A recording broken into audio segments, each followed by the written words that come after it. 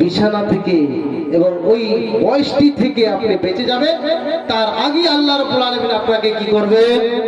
কবুল করে নেবে। কোন বাপজান শিখবেন বলেন তো? কে কে শিখবেন বলেন? হাত উঠান।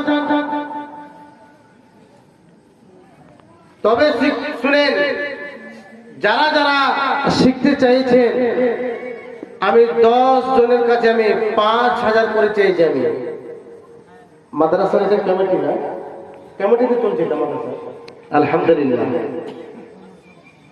তো আমি এলাকা জীবনে আসিনি। আমার দাদুর গ্রাম রয়েছে একটা, এই 12 কনিয়া বলে পাশে, 12 কনিয়া। আমার দাদুর নাম হচ্ছে রিয়াজউদ্দিন, উনি মারা গিয়েছে।